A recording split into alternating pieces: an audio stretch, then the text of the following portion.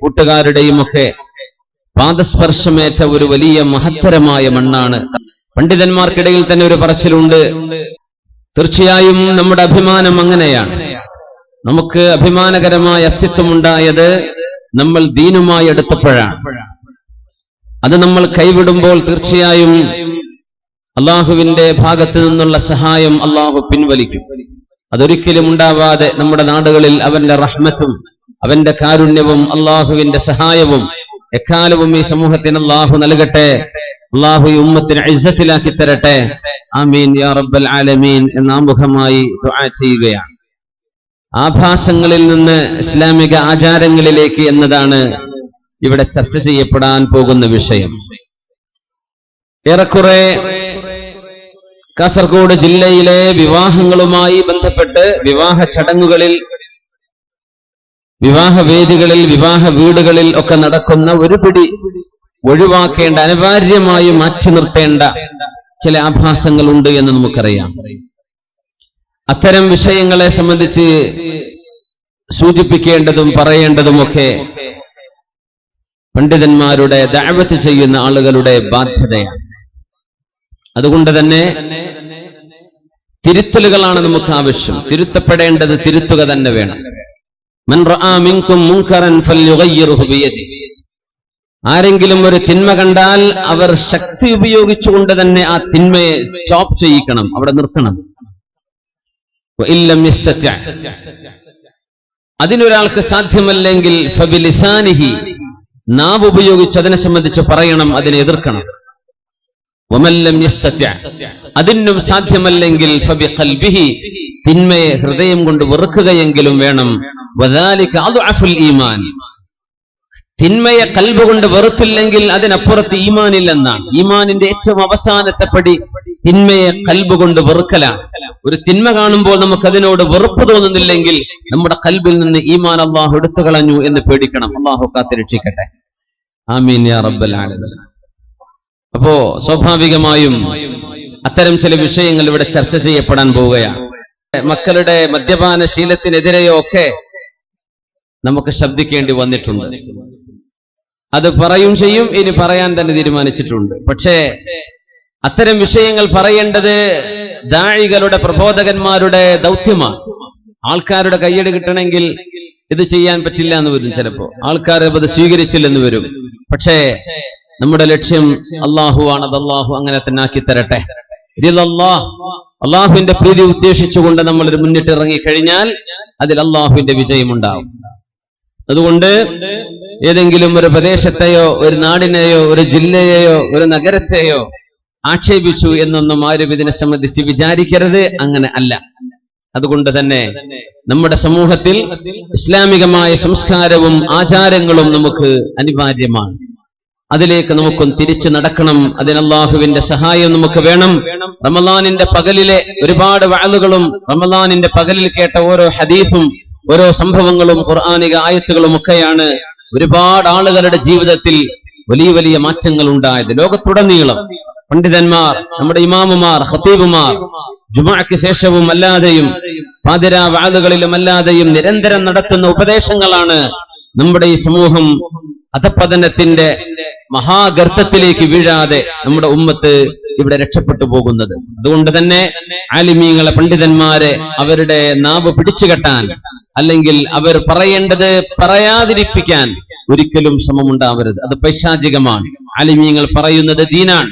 അത് നമ്മളും കേൾക്കുന്നവരും പറയുന്നവരും ഒക്കെ അനുസരിക്കാനും പഠിക്കാനും ജീവിതത്തിൽ പകർത്താനും കടപ്പെട്ടവരാണ്. യദ്ഖുലൂനഹാ, അവർ സ്വർഗപ്രവേശം കിട്ടുന്നവരാണ് സത്യവിശ്വാസികൾ. അവർ മാത്രമോ വമൻ സ്വലഹ മിൻ ആബാഇഹിം, അവരുടെ വാപ്പമാരിൽ ഉമ്മമാരിൽ നന്മ ചെയ്ത വാപ്പമാരും ഉമ്മമാരും രക്ഷപ്പെടും. എല്ലാ വാപ്പാരും എല്ലാ ഉമ്മമാരും എന്നല്ല, വമൻ സ്വലഹ മിൻ ആബാഇഹിം. മുഅ്മിനീങ്ങൾ സ്വർഗത്തിലേക്ക് പോകുമ്പോ നല്ലവരായ ഉമ്മമാരും നല്ലവരായ ഉപ്പമാരും അവരോടൊപ്പം ഉണ്ടാകും.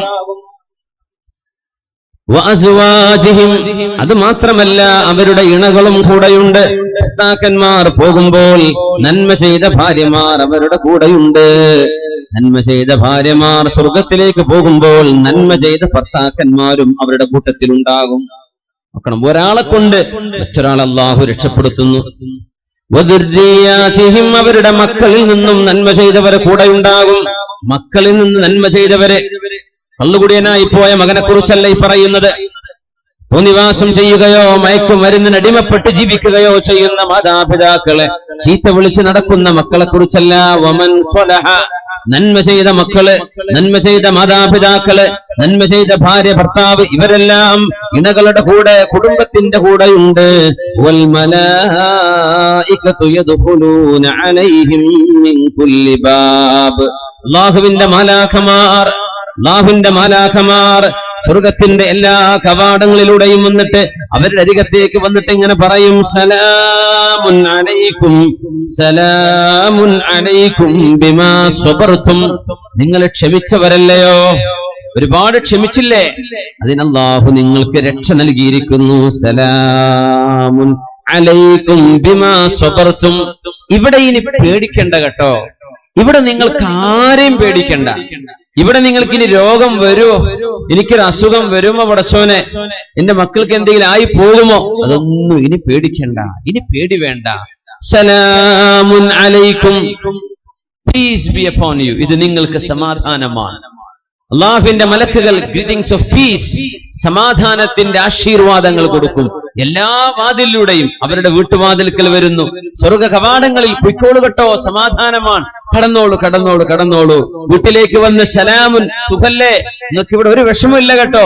ബിമാ സ്വബർതും, നിങ്ങൾ ഒരുപാട് ക്ഷമിച്ചില്ലേ, ദുനിയാവിൽ കുറെ ക്ഷമിച്ചില്ലേ, അതിനൊക്കെ അല്ലാഹു നിങ്ങൾക്ക് തന്ന പ്രതിഫലമാണിതെന്ന് മുഅ്മിനീങ്ങളോട്, അവരുടെ മാതാപിതാക്കളോട്, അവരുടെ മക്കളോട്, നന്മ ചെയ്തവരായ ഇവരോടൊക്കെയും മാലാഖമാർ വന്ന് പറയുന്ന ഒരു ദിവസം ഒന്ന് ആലോചിച്ചു നോക്കൂ മുഅ്മിനെ, എന്തായിരിക്കും ആ ദിവസം? അല്ലാഹു നമുക്ക് ആ സൗഭാഗ്യം തരട്ടെ. നമ്മൾ ആഗ്രഹിക്കുന്നത് അങ്ങോട്ടെത്താനാണ്. നമ്മുടെ മനസ്സിന്റെ ലക്ഷ്യമതാണ്, അവിടെ എത്തി രക്ഷപ്പെടണം. അല്ലാഹു ദുനിയാവിലും ആഖിറത്തിലും നമുക്ക് രക്ഷ നൽകട്ടെ. ആമീൻ യാ റബ്ബൽ ആലമീൻ. അതുകൊണ്ട് നമ്മുടെ ഭാര്യയും നമ്മുടെ മക്കളും നമ്മുടെ കുടുംബവും നന്നാവേണ്ടത് അനിവാര്യതയാണ്, അനിവാര്യമാണ്. അതുകൊണ്ടാണ് വഖുൽ, നിങ്ങൾ ദുആ ചെയ്യണം, വല്ലദീന യഖൂലൂന, ദുആ ചെയ്തുകൊണ്ടിരിക്കണമേ, റബ്ബനാ هب لنا من أزواجنا وذرياتنا قرة أعين واجعلنا للمتقين إماما. അല്ലാഹുവേ, ഞങ്ങൾക്ക് ഞങ്ങളുടെ ഭാര്യ സന്തതികളിൽ, കുടുംബത്തിൽ കൺകുളിർമ നൽകണമേ, കുടുംബത്തിൽ കൺകുളിർമ നൽകണമേ. ദുആ ചെയ്യാൻ പറഞ്ഞു അല്ലാഹു, ഇങ്ങനെ പ്രാർത്ഥിക്കണം. ربنا هب لنا من أزواجنا وذرياتنا قرة أعين وجعلنا للمتقين إماما. അല്ലാഹുവേ, കൺകുളിർമയുള്ള മക്കളും, കൺകുളിർമയുള്ള ഭാര്യ, കൺകുളിർമയുള്ള ഭർത്താവ്, കൺകുളിർമയുള്ള കുടുംബം, അല്ലാഹുവേ ഞങ്ങൾക്കൊക്കെ ഇത് നൽകണമേ റബ്ബേ. ആമീൻ ആമീൻ യാ റബ്ബൽ ആലമീൻ. ഹബീബായ റസൂലുള്ളാഹി സ്വല്ലല്ലാഹു അലൈഹി വസല്ലം തങ്ങൾ വിഭാവനം ചെയ്തത് അങ്ങനത്തെ ഒരു കുടുംബമാണ്. ആ കുടുംബം നശിപ്പിക്കലാണ് ഇന്നത്തെ ആധുനിക സംസ്കാരത്തിന്റെ മുഖമുദ്ര. കുടുംബ ബന്ധമില്ലാതെയാക്ക. ചെറുപ്പക്കാരോട് പറയാ, എന്ത് ചെയ്യാ, കല്യാണമൊന്നും കഴിക്കേണ്ട, അങ്ങനെ നടന്നാൽ മതി, കാര്യങ്ങളൊക്കെ നടന്നു പോകുന്നുണ്ടല്ലോ, കല്യാണം വേണ്ട, അത് ബാധ്യതയാണ് എന്ന് പറയാം. കല്യാണം, വിവാഹം എന്ന് പറയുന്നത് ഉത്തരവാദിത്വമല്ലേ, അത് നീ ചെയ്യണ്ട എന്ന് മക്കളെ പഠിപ്പിക്കുകയും അങ്ങനെ പ്രബോധനം ചെയ്യുകയും ചെയ്യുന്ന ആളുകൾ.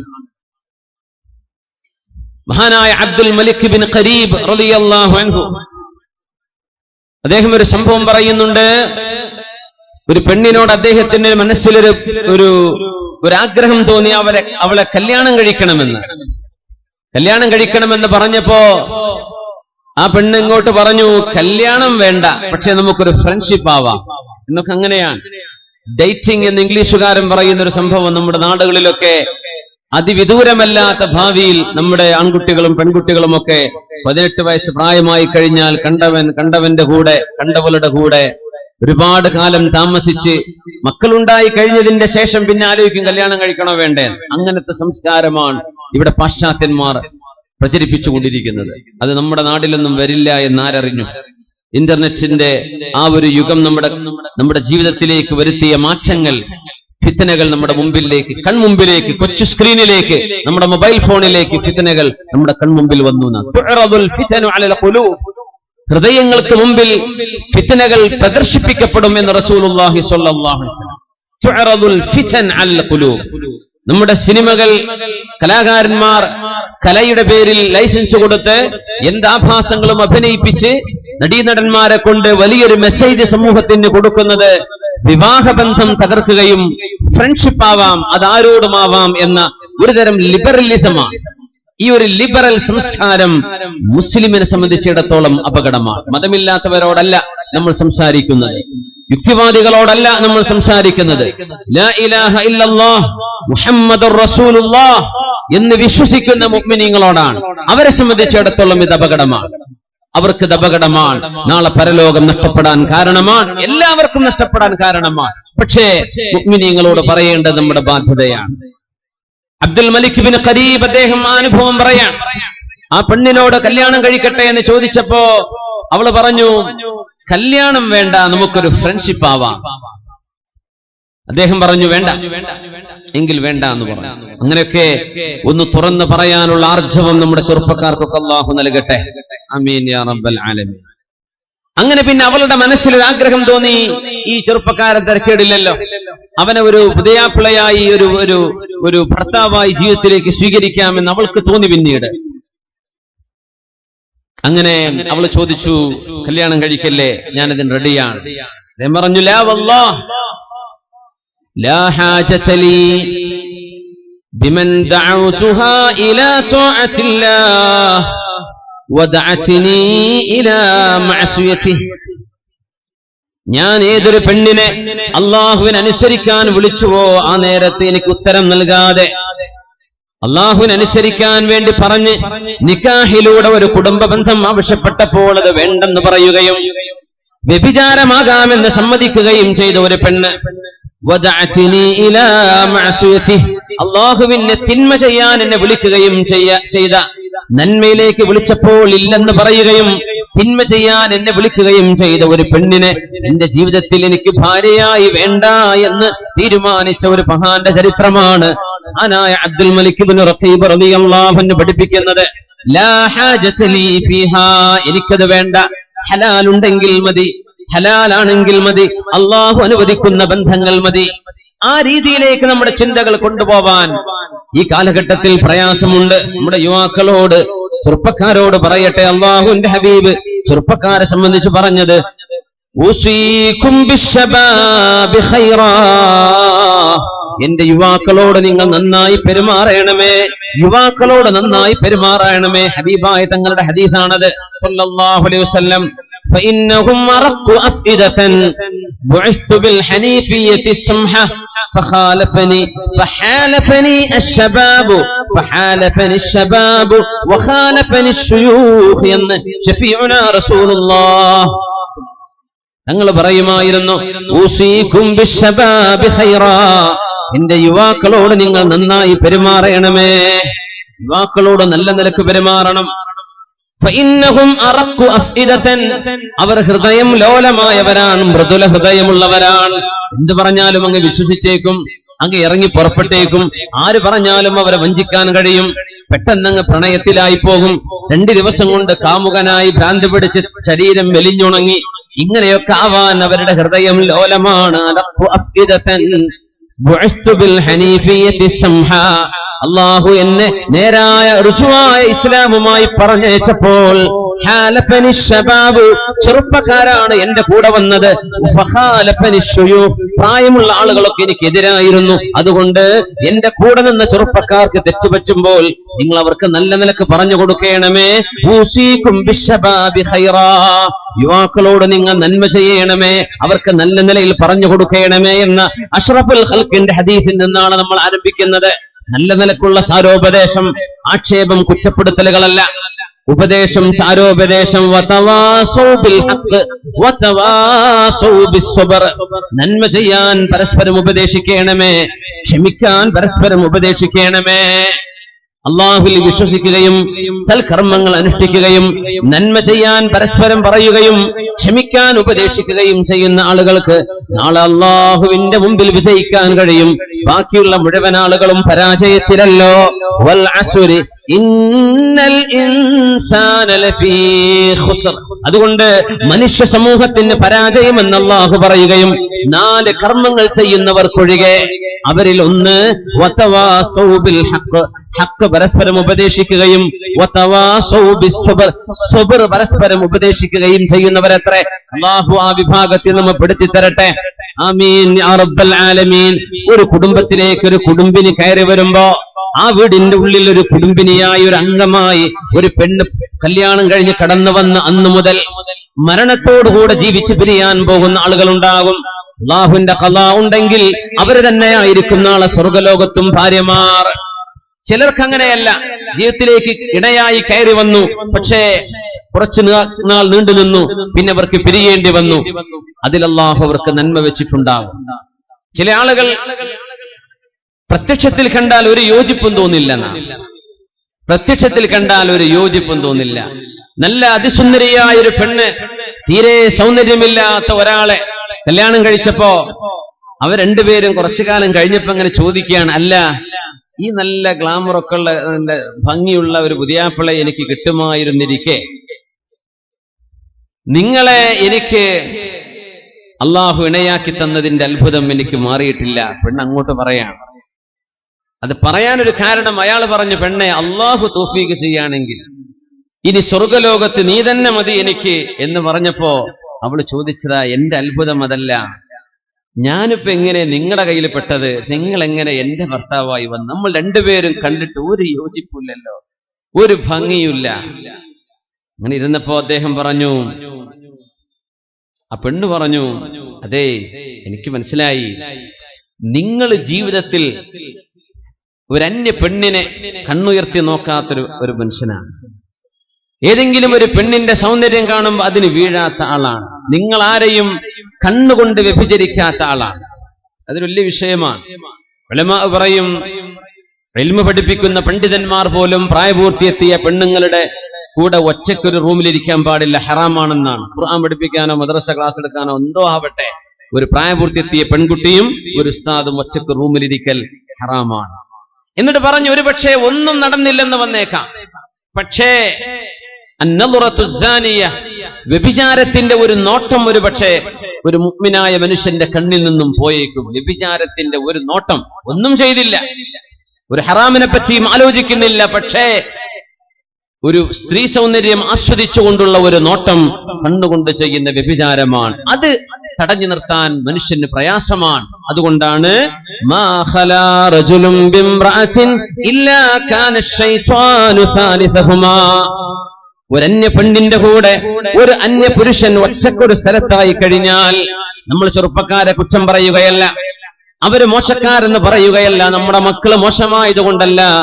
ഇല്ലാ കാന ശൈത്വാനു സാലിസഹുമാ, അവരിൽ മൂന്നാമനായി പിശാച് വരുമെന്ന് പരിശുദ്ധ റസൂലുള്ളാഹി സ്വല്ലല്ലാഹു അലൈഹി വസല്ലം. നല്ല ആളാണ്, നല്ല പണ്ഡിതനാണ്, അല്ലെങ്കിൽ നല്ല ചെറുപ്പക്കാരനായിരുന്നു, പക്ഷേ ഒരു സാഹചര്യം, അങ്ങനല്ലേ പറയാം, ഇല്ലാ കാന ശൈത്വാനു സാലിസഹുമാ, മൂന്നാമനായി പിശാച് വരും.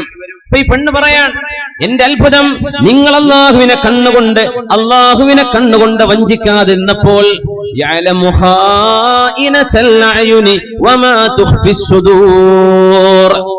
കണ്ണുകൾ ഒളിപ്പിച്ചു വെക്കുന്നത് അള്ളാഹു അറിയുന്നുണ്ട്. ആ കണ്ണുകൾ നിങ്ങൾ നിയന്ത്രിച്ചപ്പോ നിങ്ങളുടെ നന്മക്ക് പകരം അള്ളാഹു നിങ്ങൾക്ക് ചെയ്ത നന്മയായിരിക്കണം എന്നെ നിങ്ങൾക്ക് അള്ളാഹു ഭാര്യയാക്കി തന്നത്. പിന്നെ ഞാൻ ചെയ്ത പാപങ്ങൾക്ക് അള്ളാഹു എനിക്ക് തന്ന ശിക്ഷയായിരിക്കണം അള്ളാഹു എനിക്ക് നിങ്ങളെ തന്നത്. അള്ളാഹു ദുന്യാവിൽ രണ്ടുപേരെയും ദുന്യാവിൽ ഒരുമിച്ച് കൂട്ടിയിട്ടുണ്ടെങ്കിൽ നാളെ പരലോകത്തും അള്ളാഹു ഒരുമിച്ച് കൂട്ടിത്തന്നാൽ എനിക്ക് സന്തോഷമേ ഉള്ളൂ, എനിക്ക് വിരോധമില്ല, എനിക്കതിന് പൊരുത്തമാണ്. ഒരു ഭാര്യയും ഭർത്താവും തമ്മിൽ നടക്കുന്ന ഒരു കോൺവെർസേഷൻ, സുബ്ഹാനല്ലാഹ്, ഇല്ലാ കാന ശൈത്വാനു സാലിസഹുമാ. അല്ലാമ സുഫിയാൻ സൗരി റളിയല്ലാഹു അൻഹു അവരുടെ ശിഷ്യന്മാരുടെ കൂടെ ഒരു മയ്യിത്ത് കാണാൻ വേണ്ടി പോവാണ്, ജനാസ അനുഗമിക്കാൻ. മരിച്ച വീട്ടിലേക്ക് അസാഇന് വേണ്ടി കടന്നു ചെല്ലുന്നു. അപ്പൊ കുറെ ശിഷ്യന്മാര് കൂടെയുണ്ട്. ഒരു വീട്ടിലേക്ക് കയറി ചെല്ല, സ്വാഭാവികമാണ്. ദ്വാരക്കാനോ അല്ലാതൊക്കെ ആയിട്ട് ഉസ്താദുമാരും നാട്ടുകാരും ഒക്കെ ഒരു മരണ വീട്ടിലേക്ക് കടന്നു വരും, സ്വാഭാവികമാണ്. മഹാനായ സുഫിയാനു സൗരി റളിയല്ലാഹു അൻഹുവിന്റെ ശ്രദ്ധയിൽപ്പെടുന്നു. തന്റെ ശിഷ്യഗണങ്ങളിൽ ഏതോ ഒരാൾ ആ വീട്ടിനകത്തേക്ക് വാതിൽ തുറന്നു കിടക്കുമ്പോ വാതിലുള്ളിലേക്ക് നോക്കുകയും ഒരു പെണ്ണിനെ നോക്കുകയും ചെയ്തത് മഹാനായ സുഫിയാൻ സൗരി തങ്ങളുടെ ശ്രദ്ധയിൽപ്പെട്ടു. ഉടനെ പറഞ്ഞു, നമുക്കിവിടെ നിന്ന് ഇറങ്ങിപ്പോവാം, അള്ളാഹുവിന്റെ പ്രതിഫലം കിട്ടാനാ ഒരു മരണമടഞ്ഞ വീട്ടിലേക്ക് നമ്മൾ വന്നത്. ആ വീട്ടിലേക്ക് വരുമ്പോൾ തിന്മയുമായി നമ്മൾ പോകുന്നത് ശരിയല്ലല്ലോ. അതുകൊണ്ട് മഅദല്ലാഹ്, ഈ ഒരു നന്മ നടക്കേണ്ട സ്ഥലത്ത് പോലും തിന്മ നടക്കുകയാണെങ്കിൽ അതിനേക്കാളും ഭേദം ഇവിടെ നിന്ന് ഇറങ്ങി ഓടുകയാണെന്ന് പറഞ്ഞ് ശിഷ്യഗണങ്ങളെയും കൊണ്ട് ഇറങ്ങിപ്പോയ അല്ലാമ സുഫിയാനു സൗരി റളിയല്ലാഹു അൻഹു, ഐനുൻ ഖായിന, വഞ്ചിക്കുന്ന ഒരു കണ്ണ് അപകടമാണ്. വഞ്ചന ചെയ്യുന്ന കണ്ണുകൾ അപകടമാണ്. നമ്മൾ നഗരത്തിൽ ജീവിക്കുന്നവരാണ്. നമ്മുടെ ചുമരുകളിൽ, പരസ്യ പലകകളിൽ കാണാൻ പാടില്ലാത്ത ചിത്രങ്ങൾ അവിടെ വരച്ചു വെച്ചിട്ടുണ്ട്, അല്ലെങ്കിൽ അവിടെ ഒട്ടിച്ചു വെച്ചിട്ടുണ്ട്, പെയിന്റ് ചെയ്ത് വെച്ചിട്ടുണ്ട്, ഫിക്സ് ചെയ്ത് വെച്ചിട്ടുണ്ട്. മുഅ്മിനെ, ഒരു ദിവസം ഒരു ടൗണിലൂടെ കടന്നുപോയി വീട്ടിലേക്ക് തിരിച്ചെത്തുമ്പോൾ എത്ര ഹറാമുകളായിരിക്കും നമ്മുടെ കണ്ണുകൊണ്ട് കാണുന്നത്. അതുകൊണ്ടാണല്ലോ ഹബീബായ തങ്ങൾ പറഞ്ഞത്, ഒരു നഗരത്തിലേക്ക് കടന്നു വരുമ്പോൾ നിങ്ങൾ ചൊല്ലണം, ലാ ഇലാഹ ഇല്ലല്ലാഹ് വഹ്ദഹു ലാ ശരീക ലഹ് ലഹുൽ മുൽക്കു വലഹുൽ ഹംദു യുഹ്യി വയുമീതു വഹുവ ഹയ്യുൻ ലാ യമൂതു ബിയദിഹിൽ ഖൈർ വഹുവ അലാ കുല്ലി ഷൈഇൻ ഖദീർ. ഒരു മാർക്കറ്റിലേക്ക്, ഒരു ഷോപ്പിംഗ് മാളിലേക്ക്, ഒരു നഗരത്തിലേക്ക് കടന്നു വരുമ്പോൾ ഈ ദിക്ർ ആരെങ്കിലും ഉച്ചരിച്ചു കഴിഞ്ഞാൽ അവർക്ക് 10 ലക്ഷം നന്മകൾ അല്ലാഹു കതബ ലഹു ബിഹാ അൽഫ ഹസന. 10 ലക്ഷം നന്മകൾ അല്ലാഹു ഒരു ദിക്ർ കാരണം കൊടുക്കുമെന്ന് പരിശുദ്ധ റസൂലുള്ളാഹ്. അപ്പൊ നമ്മളൊക്കെ ടൗണിലായതുകൊണ്ട് ഒന്ന് ചൊല്ലി നോക്കല്ലേ, ചൊല്ലിക്കോളൂ, ലാ ഇലാഹ ഇല്ലല്ലാഹ് വഹ്ദഹു ലാ ശരീക ലഹ് ലഹുൽ മുൽക്കു വലഹുൽ ഹംദു യുഹ്യി വയുമീതു വഹുവ അലാ കുല്ലി ഷൈഇൻ ഖദീർ. ഒന്നുകൂടെ, ലാ ഇലാഹ ഇല്ലല്ലാഹ് വഹ്ദഹു ലാ ശരീക ലഹ് ലഹുൽ മുൽക്കു വലഹുൽ ഹംദു യുഹ്യി വയുമീതു ബിയദിഹിൽ ഖൈർ വഹുവ അലാ കുല്ലി ഷൈഇൻ ഖദീർ.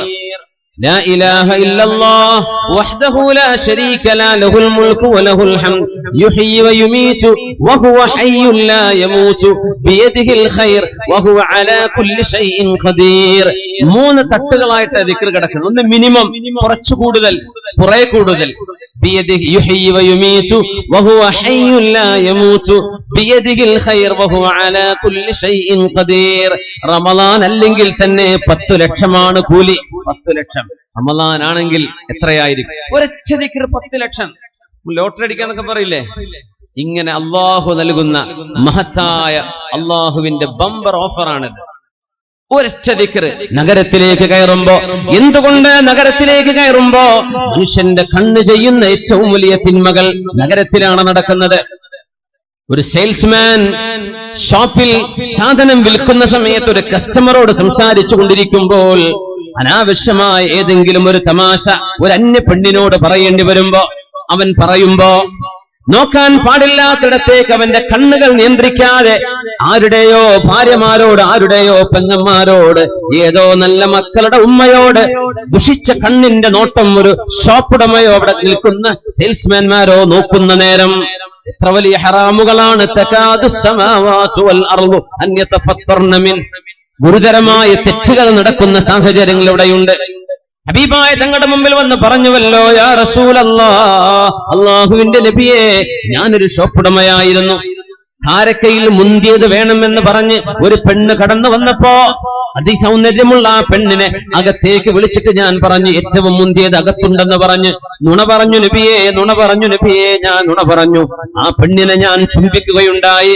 അള്ളാഹു എനിക്കത് പുറത്തു തരുമോ നബിയെ? എനിക്ക് പേടിയാവുന്നു റസൂലെ, ഞാൻ ചെയ്യാൻ പാടില്ലാത്ത ചെയ്തു പോയി നബിയെ.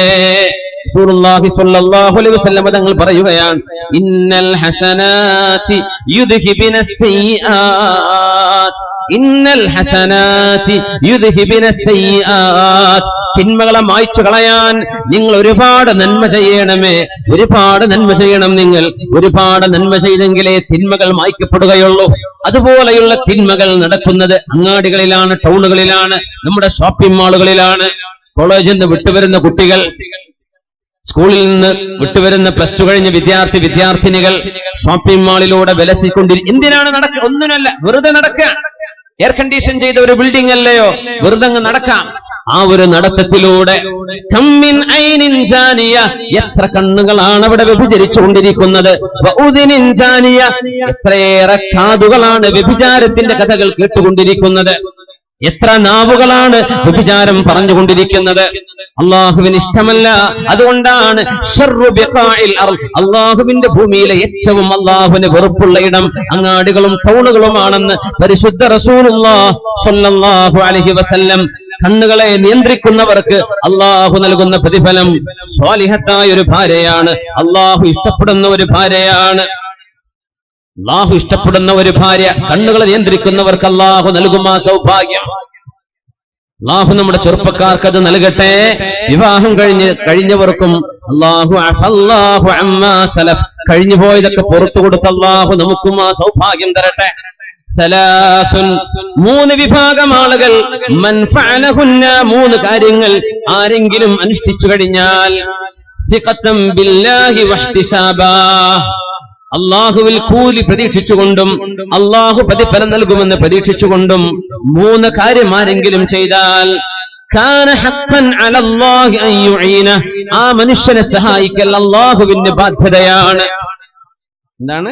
മൂന്ന് കാര്യം ഒരാൾ ചെയ്യുന്നു, ആ കാര്യം ചെയ്യുന്നത് അള്ളാഹുവിന് വേണ്ടിയാണെങ്കിൽ അള്ളാഹു പ്രതിഫലം നൽകണം എന്നാണ് ഉദ്ദേശ്യമെങ്കിൽ അവരെ രക്ഷപ്പെടുത്തൽ അള്ളാഹുവിന് ബാധ്യതയാണ്. അവരുടെ ജോലിയിൽ അള്ളാഹു കൂടെയുണ്ട്, കച്ചവടത്തിൽ അള്ളാഹു കൂടെയുണ്ട്, കുടുംബത്തിൽ അള്ളാഹു കൂടെയുണ്ട്, നാട്ടുകാരിൽ അള്ളാഹു കൂടെയുണ്ട്, അയൽപക്കത്തിൽ അള്ളാഹു കൂടെയുണ്ട്. ഈ മൂന്ന് കാര്യം ചെയ്യുന്നവർ, ഒന്ന്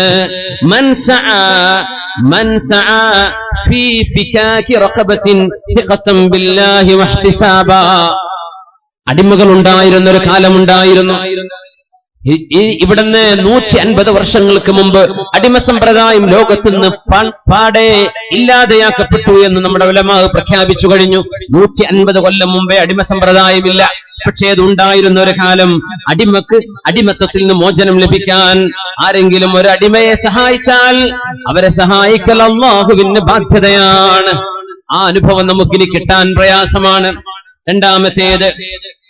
രണ്ടാമത്തേത് വമൻ തസവ്വജ ഫിഖതൻ ബില്ലാഹി വഹ്തിസാബാ, അല്ലാഹുവിൽ വിശ്വസിച്ചുകൊണ്ടും അല്ലാഹു പ്രതിഫലം നൽകുമെന്ന് പ്രതീക്ഷിച്ചുകൊണ്ടും ഒരാണോ ഒരു പെണ്ണോ വിവാഹത്തിലേക്ക് പ്രവേശിച്ചാൽ, കല്യാണത്തിലേക്ക് പ്രവേശിക്കുന്നു, ലക്ഷ്യമെന്താണ്?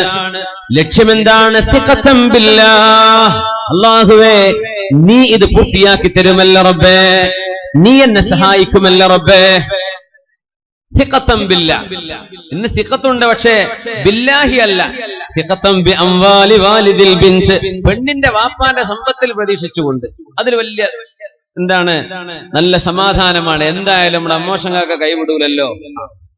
ആ പുതിയാപ്പിളയെ പറ്റിയല്ല ഈ പറയുന്നത്.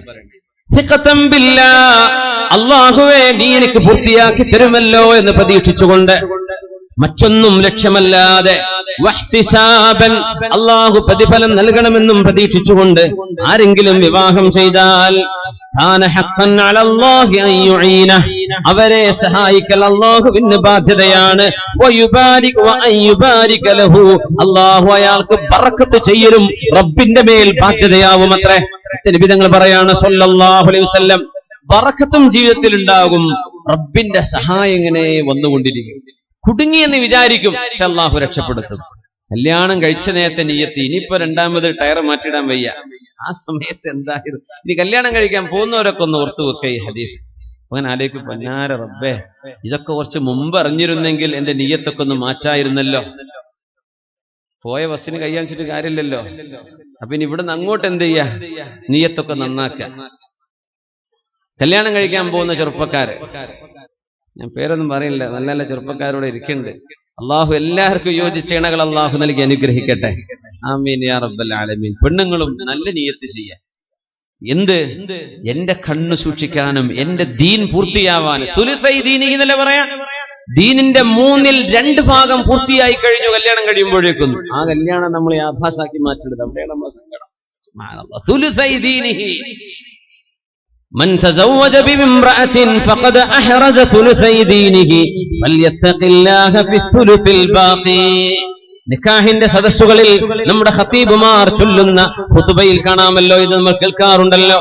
ദീൻ എന്നത് 3 ഭാഗമാക്കി കഴിഞ്ഞാൽ ആ 2/3 ഭാഗം തന്നെ പൂർത്തിയായി നിക്കാഹോടുകൂടെ. അല്ലാഹുവേ, ഞാനൊരു പുതിയ ആപ്പിളയെ സ്വീകരിക്കുമ്പോ, അല്ലാഹുവേ, ഞാനൊരു പുതിയ പെണ്ണിനെ സ്വീകരിക്കുമ്പോ എന്റെ ലക്ഷ്യം എന്റെ ദീൻ പൂർത്തിയാവണം. എന്റെ ശരീരം വ്യഭിചാരത്തിലേക്ക് പോവാതെ, എന്റെ കണ്ണും കാതും നാവും വ്യഭിചാരത്തിലേക്ക് പോവാതെ, ശരീരത്തിന്റെ അവയവങ്ങളിൽ 2/3 ഭാഗം സംരക്ഷിക്കപ്പെടുന്ന അള്ളാഹു നൽകുന്ന സംരക്ഷണം വിവാഹത്തിലൂടെയാണ്. വിധങ്ങൾ പറയുന്നു, അത്തരക്കാരെ സഹായിക്കൽ അള്ളാഹുവിന്റെ നിർബന്ധമാണ്. അള്ളാഹുക്ക് നിർബന്ധമാണ് അത്രേ. സുബ്ഹാനല്ലാഹ്. ഹഖ്ഖുൻ അലല്ലാഹ് വമൻ അഹ്യാ അർളൻ മൈതതൻ ഫിഖതൻ ബില്ലാഹി വഹ്തിസാബാ. ഇത് കർഷകർക്കുള്ളതാണ്. പിന്നെ നമ്മൾ കാസർഗോട്ടർക്ക് പറഞ്ഞിട്ടില്ലേ, നമ്മള് വിസെടുത്ത് പോകാനാണല്ലേ, നാട്ടിൽ കൃഷിയൊന്നും ഇല്ലല്ലോ. സുബ്ഹാനല്ലാഹ്. വമൻ അർളാ വമൻ അഹ്യാ അർളൻ മയ്യിത. മരിച്ചു കിടക്കുന്ന ഭൂമിയെ ആരെങ്കിലും ജീവിപ്പിച്ചാൽ, കൃഷി ഇറക്കി കഴിഞ്ഞു, വിത്തിറക്കി കഴിഞ്ഞു, ചെടികൾ വെച്ച് മുളപ്പിച്ചു, തെങ്ങുകൾ നട്ടുവെച്ചു, ഉപകാരപ്പെടുന്ന പഴവർഗ്ഗങ്ങളും കൃഷിയിടങ്ങളും നമ്മൾ ഉണ്ടാക്കിയാൽ